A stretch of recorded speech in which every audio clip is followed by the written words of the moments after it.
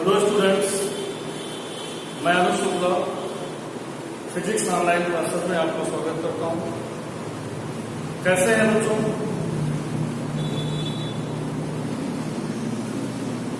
पढ़ाई कैसे चल रही है आप लोगों की? उम्मीद है सभी बच्चे मन लगा करके घर में पढ़ाई कर रहे होंगे और अनवरत ऐसे ही आप लोग अपनी पढ़ाई करते रहिए। बिल्कुल भी लापरवाही ना करें किसी प्रकार की। जो टॉपिक्स पढ़ाए जा रहे हैं इनको बहुत अच्छी तरीके से स्टडी करें, इनको बहुत अच्छी तरीके से पढ़ें, राइट, और एक एक चीज को बहुत अच्छे से समझें। बच्चों, आज हम लोग फिर से प्रश्न तनाव के लेक्चर नंबर 6 में हैं। सरफेस टेंशन चैप्टर का लेक्चर नंबर 6। लास्ट वीडियो में मैंने आप लोगों को केसनली क्या है पढ़ाया था, केशिकात्व क्या है पढ़ाया था, केशिकात्व का कारण क्या है ये पढ़ाया था, और जूरिन का नियम पढ़ाया था, डॉक्टर जूरिन्स लॉ। ठीक है, आज हम लोग आगे स्टडी करेंगे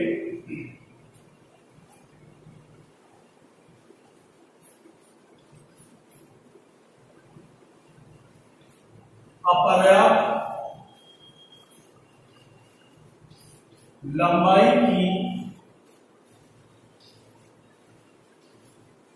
केसनली में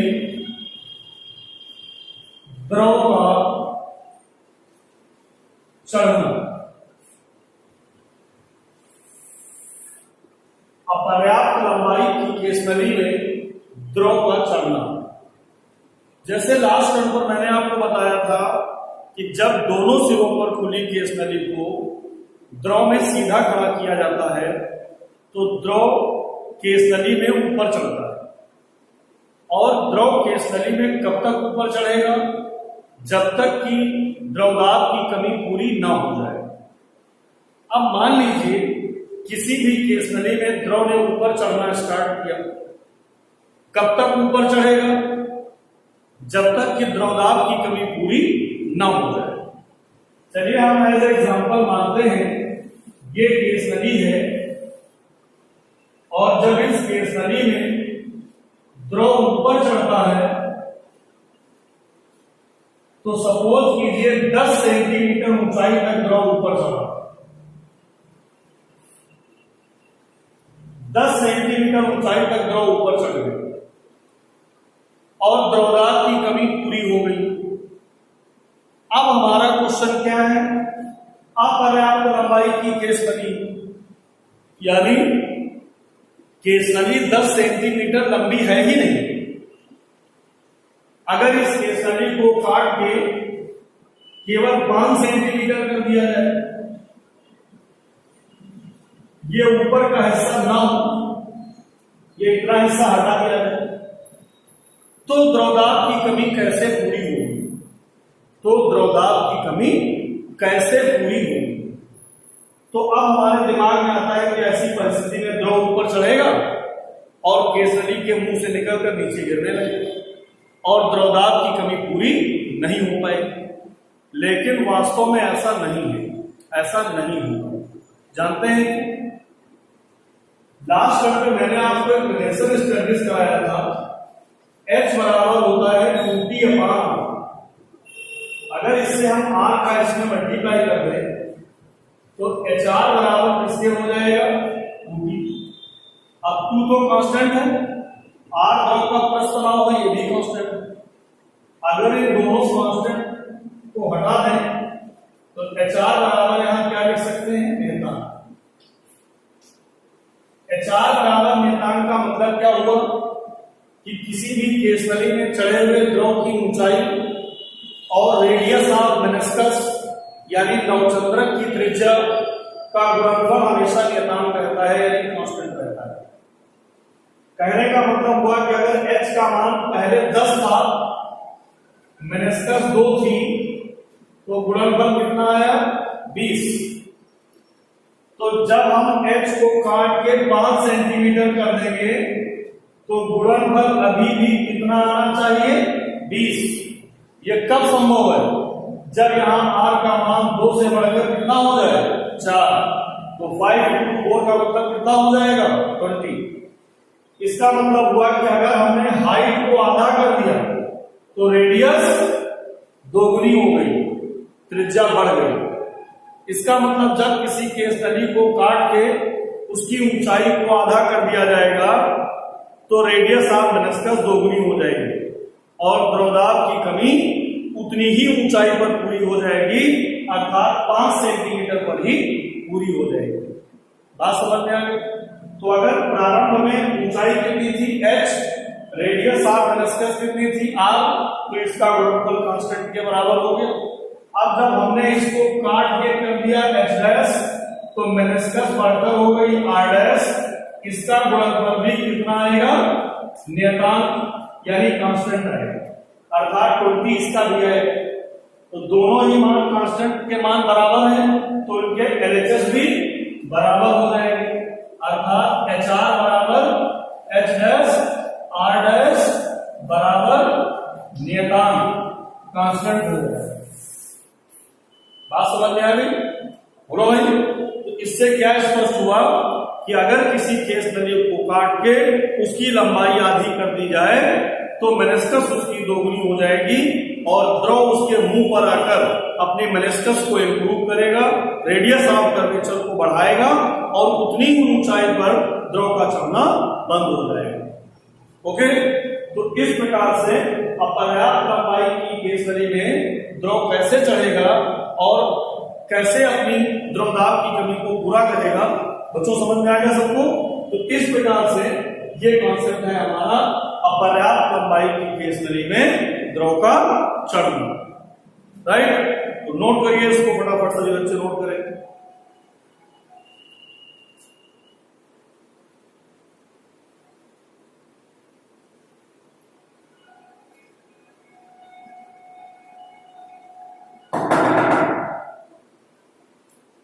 नोट हो गया बेटा सबका ये? तो इस प्रकार से ये हो गया हमारा अपर्याप्त लंबाई की केस नली में द्रव का चलना। अब हम लोग जानेंगे केस नली के दैनिक जीवन में या केशिकात्व के दैनिक जीवन में क्या एग्जाम्पल है, अर्थात केशिकात्व की घटना मॉडर्न लाइफ में कहां कहां देखने को मिलती है।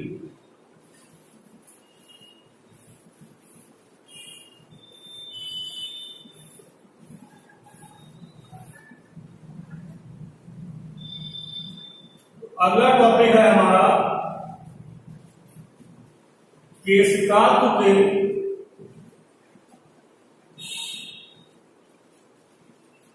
दैनिक जीवन में उदाहरण।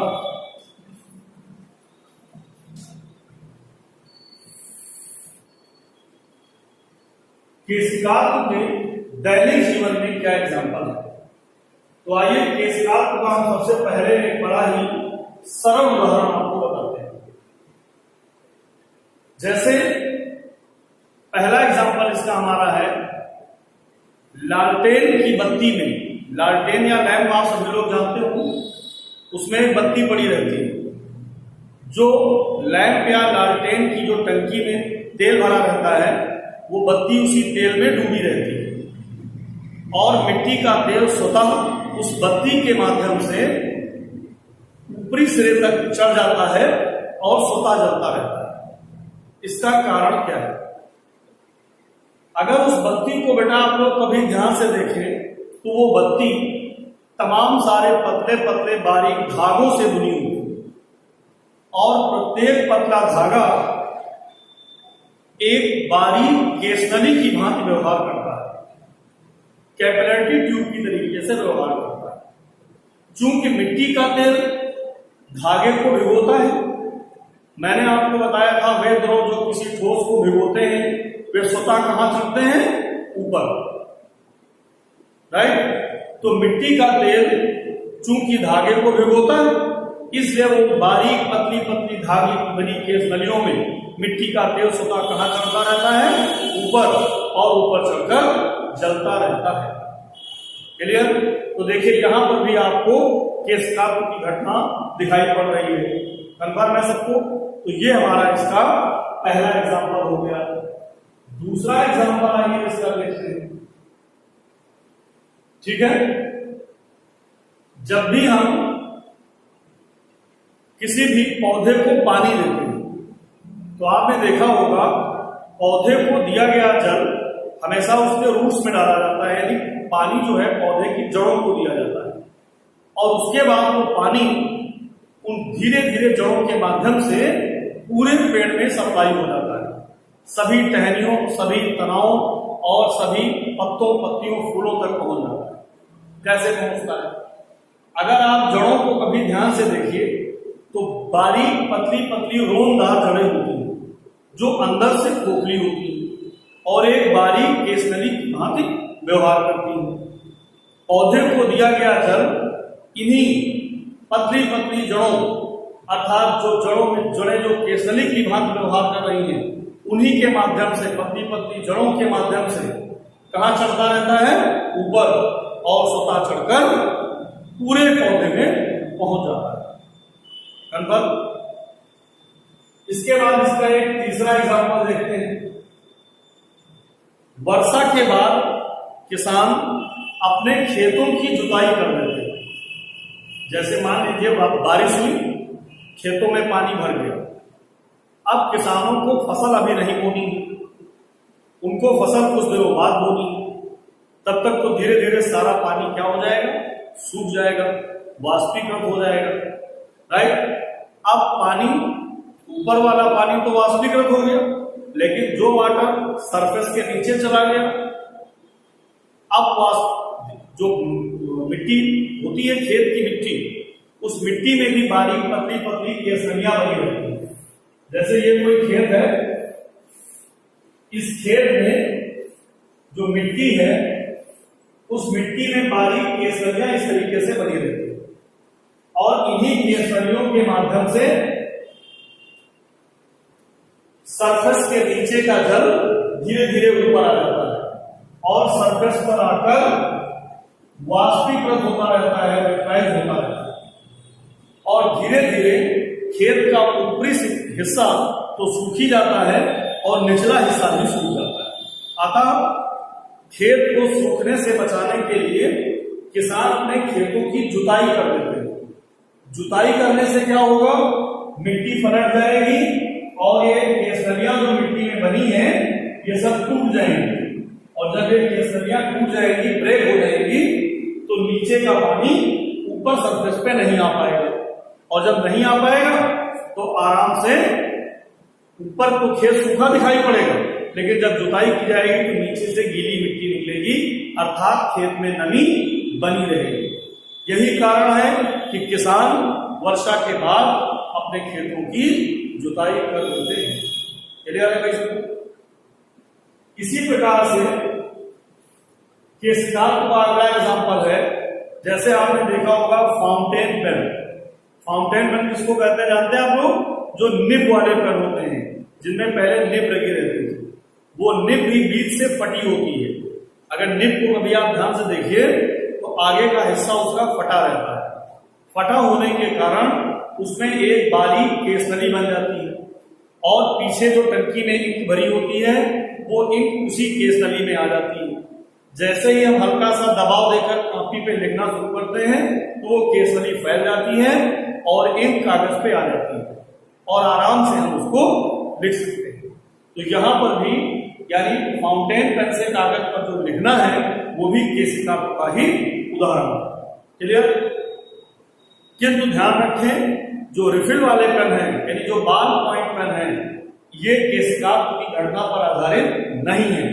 इसमें केशिकात्व की घटना नहीं होती है, बल्कि बाल पॉइंट पेनों में जो इंक कागज पर आती है वो पृथ्वी के गुरुत्वाकर्षण बल के कारण आती है। राइट? तो बाल पॉइंट पेन से लिखना केशिकात्व का उदाहरण नहीं है, लेकिन फाउंटेन पेन से अर्थात निब वाले पेन से लिखना केशिकात्व का उदाहरण है। तो इस तरीके से बेटा ये केशिकात्व के दैनिक जीवन में उदाहरण है। उम्मीद है सभी को उदाहरण समझ में आए होंगे। इनको रिवाइज करिए, वीडियो को रोककर समझिए इनको अच्छे से।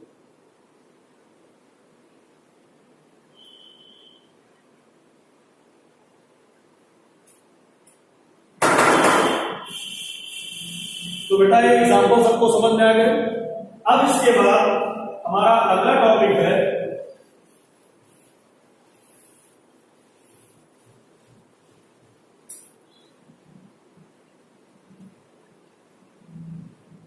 किसी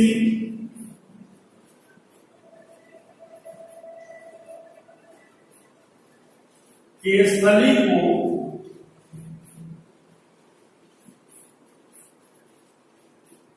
तिरछा कर देने से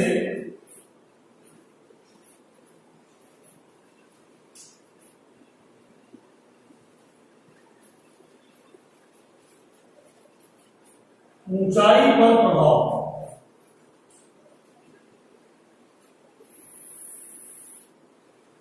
किसी केस नली को तिरछा कर देने से ऊंचाई पर क्या प्रभाव पड़ता है, क्या इफेक्ट पड़ता है।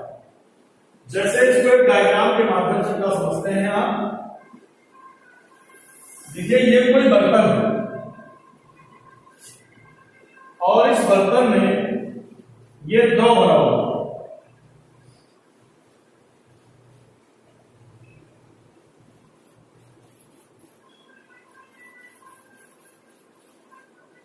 ये द्रव भरा हुआ है, इसमें मान लीजिए जल भरा हुआ है और इसमें केस नली सीधी खड़ी कर दी।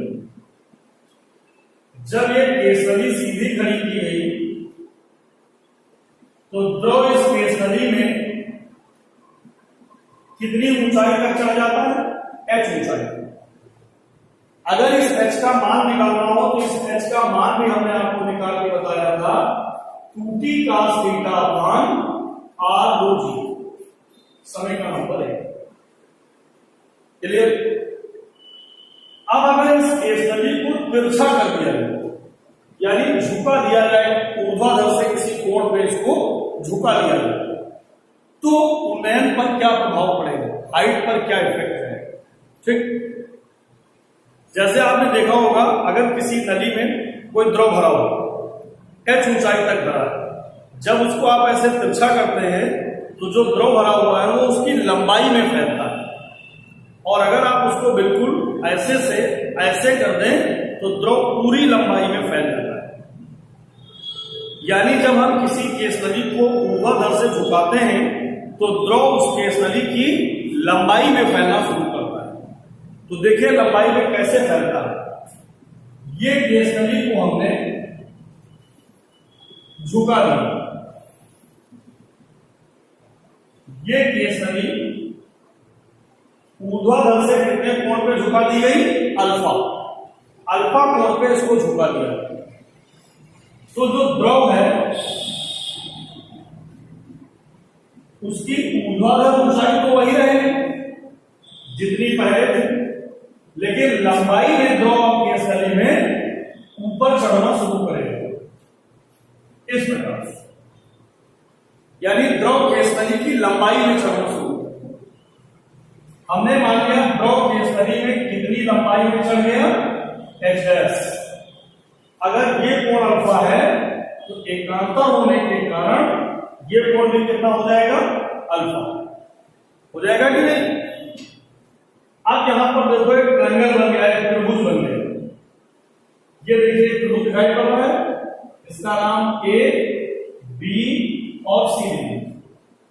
अगर इस त्रिभुज में हम cos अल्फा का मान निकालें तो cos अल्फा बराबर आधार बटे कर्ण। आधार ये कोण अल्फा है, तो लंब ये आधार और ये कर्ण हो जाएगा, यानी h अपान h डैश हो जाएगा। तो h डैश बराबर h अपान cos अल्फा। इस फार्मूले की हेल्प से हम इस केस नली में चढ़े हुए द्रव की ऊंचाई ज्ञात कर सकते हैं, या केस नली में चढ़े हुए द्रव की लंबाई ज्ञात कर सकते हैं। परिचय क्या है, h केस नली में चढ़े हुए द्रव की ऊर्ध्वाधर ऊंचाई है और अल्फा झुकाव कोण, झुकाव कोण। तो केस नली में चढ़े हुए द्रव की लंबाई कितनी बातों पर डिपेंड करती है। तो x तो बेटा फिक्स रहेगा, इसकी डिपेंडेंसी किस पे होगी, अल्फा पे, यानी अल्फा का मान जितना कम होगा कास अल्फा का मान उतना ज्यादा होगा, क्योंकि कास में कोण जितना छोटा होता है उसका मान उतना बड़ा होता है। तो जो अल्फा जितना कम होगा कास अल्फा उतना ज्यादा होगा, h डैश उतना कम होगा। व्युत्क्रमानुपात संबंध है, यानी अगर जितना कम केसरी को झुकाएंगे उतनी कम लंबाई में द्रव फैलेगा।